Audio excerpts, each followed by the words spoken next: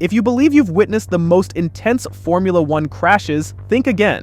Formula One is renowned for its lightning-fast race cars, thrilling wheel-to-wheel battles on challenging tracks worldwide, and the high stakes and adrenaline that come with it. When drivers push their cars to the absolute limit, crashes become an unavoidable reality. In this video, we'll explore some of the most brutal crashes in Formula One history. At the 2016 Australian Grand Prix, Fernando Alonso experienced a significant crash on lap 17 after colliding with Esteban Gutierrez, who had lost control of his vehicle. Alonso's McLaren was propelled into the air and struck the barriers at considerable speed. Despite the extensive damage to his car and the forceful impact, Alonso was fortunate to escape without major injuries, thanks to the sophisticated safety measures implemented in both the vehicle and the racetrack. But let me tell you, that was just the beginning.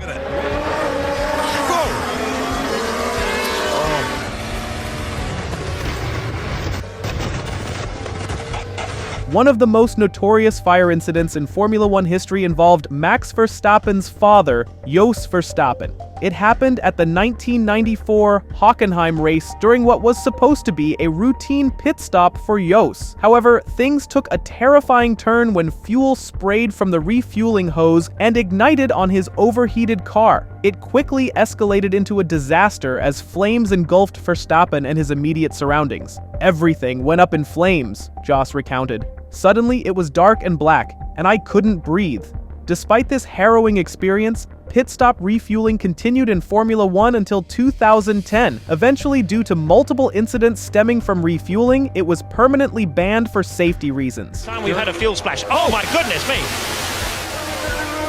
Well, now see the Benetton down there, and I cannot see Verstappen. During the qualifying session on Saturday for the 1994 San Marino Grand Prix, Ayrton Senna experienced a devastating crash at the high-speed Tamburello corner. His Williams FW16 lost control and collided with a concrete wall, resulting in a severe impact. The incident was attributed to several factors, including a suspected failure of the steering column and the excessive speed at which he was traveling, ultimately leading to fatal head injuries for Senna.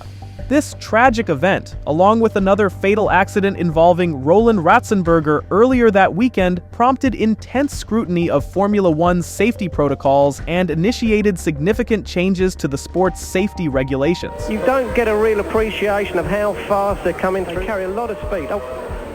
And Ratzenberger has had a heavy shot. But while these terrible crashes changed Formula One, some crashes also crushed a driver's reputation. We all know exactly who I'm talking about, right? Nikita Mazepin's first season in Formula One grabbed a lot of attention, but unfortunately, it wasn't for any positive reasons. He became somewhat of a joke from the very beginning. Even before his career could gain momentum, he faced harsh criticism. And then, crashing in the first race of the season certainly didn't do him any favors. I mean, seriously, a crash in the first race? Come on! To make matters worse, Sergio Perez openly called him an idiot during the Portuguese Grand Prix. On top of all that, his relationship with his former teammate Mick Schumacher deteriorated so badly that Mick publicly expressed a desire to settle things on the track. That situation got pretty intense, to say the least.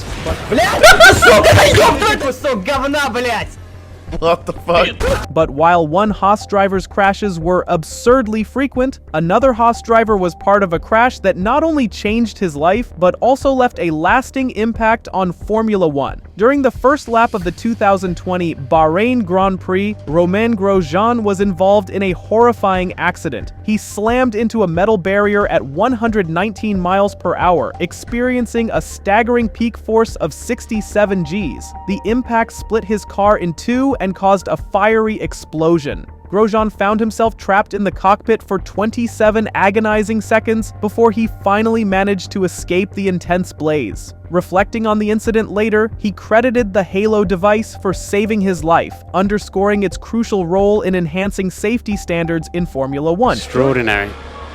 Yeah. Just the car It's gone through the back. During the 2016 Spanish Grand Prix, a significant incident occurred on lap 44 involving Mercedes teammates Lewis Hamilton and Nico Rosberg. As they vied for position, Rosberg executed an ambitious overtaking attempt on Hamilton. This maneuver resulted in contact between Rosberg's front wheel and Hamilton's rear wheel, causing both cars to lose control. Hamilton's car spun out, and both cars subsequently collided with the barriers at high speed. This crash not only ended the race for both competitors but also heightened the existing rivalry between them. The event garnered substantial attention and sparked discussions regarding the consequences of teammates competing aggressively against one another. I'm spinning on the grass and you're taking me out. In 1976, during the German Grand Prix at the Nürburgring, Niki Lauda faced a harrowing crash that would reshape Formula One forever. Despite being the fastest driver that day, Lauda voiced concerns about the wet parts of the track due to bad weather and inadequate coverage. He urged fellow drivers to cancel the race, fearing the dangerous conditions. However, his plea was overruled and the race proceeded. Tragically, at the treacherous Bergwerk corner, Lauda lost control of his Ferrari. The car careened off the track, slammed into a wall, and erupted in flames. Lauda suffered severe burns to his head and hands, and he also inhaled toxic fumes that damaged his lungs. He was rushed to the hospital and fell into a coma, even receiving last rites at one point. Miraculously, he survived this life-threatening ordeal. Niki Lauda's crash marked a pivotal moment in his career, highlighting both the perilous nature of racing and the resilience of the human spirit.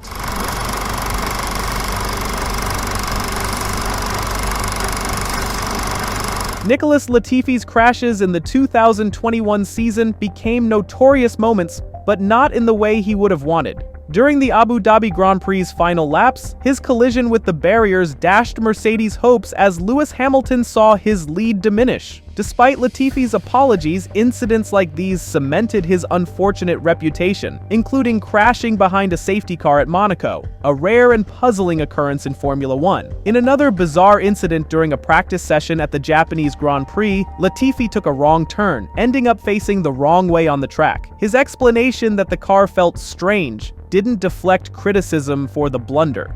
Fortunately, no serious injuries resulted from Latifi's crashes, but these mishaps have etched a unique chapter in his career, blending unexpected errors with explanations that often leave fans scratching their heads. This earned him the nickname Latifi. Car as well, and you always have to hope, as we did with Carlos Sainz today. Unfortunately, Antoine Hubert's crash was tragically devastating.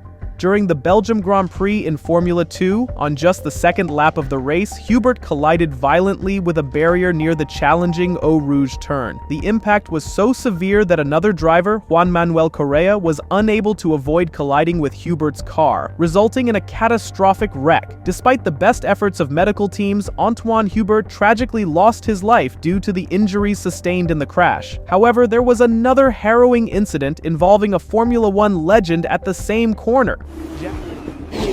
Car has lost it on the way in. Oh no.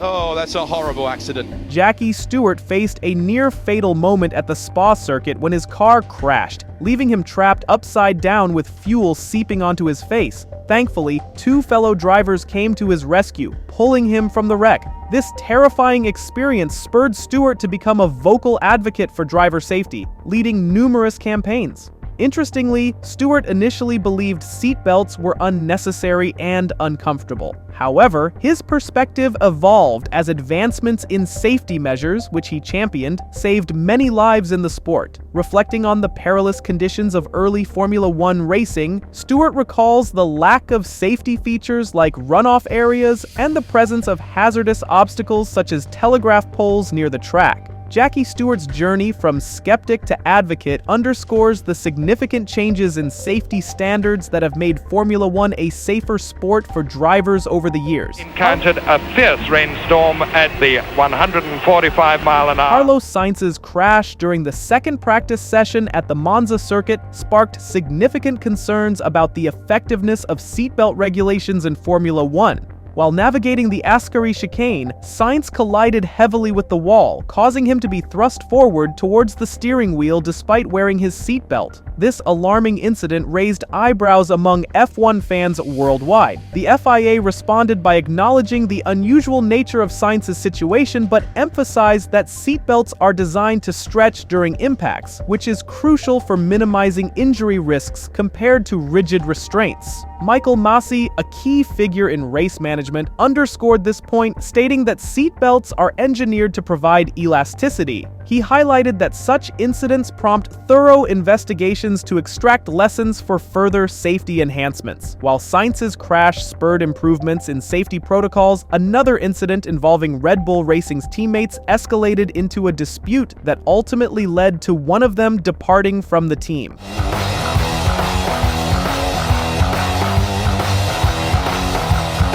2018 Azerbaijan Grand Prix, tensions between Red Bull Racing teammates Max Verstappen and Daniel Ricciardo reached a boiling point when they collided on the long straight while fiercely battling for position. Verstappen was defending aggressively, and Ricciardo was attacking with equal determination, which unfortunately led to a double retirement for the team. After the race, Ricciardo expressed frustration, feeling that Verstappen's maneuvers were overly aggressive and expecting the team to intervene, but support never came. In the aftermath, Ricciardo admitted that the incident in Baku played a significant role in his decision to leave Red Bull Racing. He felt the team's handling of the situation and his relationship with Verstappen made it clear that continuing there wasn't in his best interest.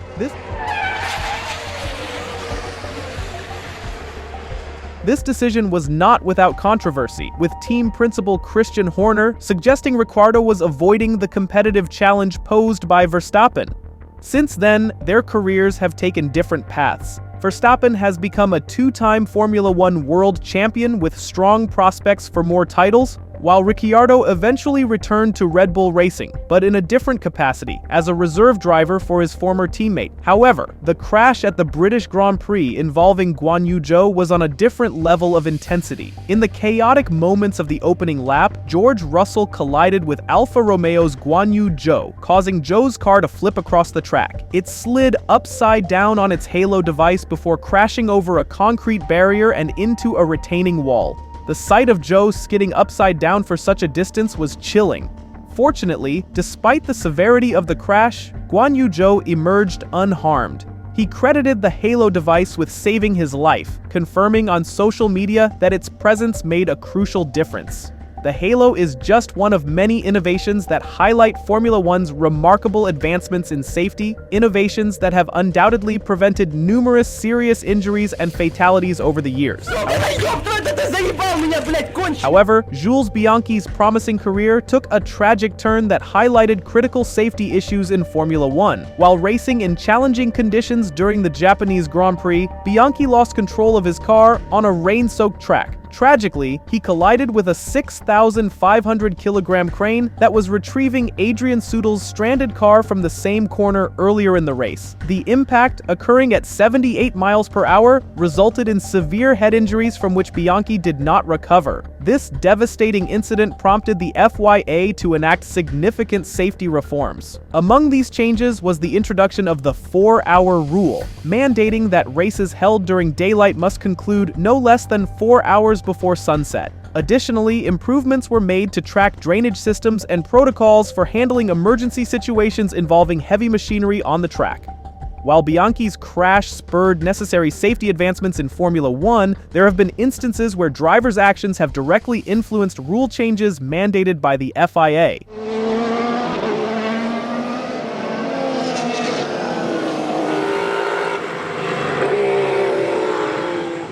In 2019 at Monza, Italy, during a Formula 3 race, Alexander Peroni experienced an unforgettable and terrifying crash that astonished motorsport fans worldwide.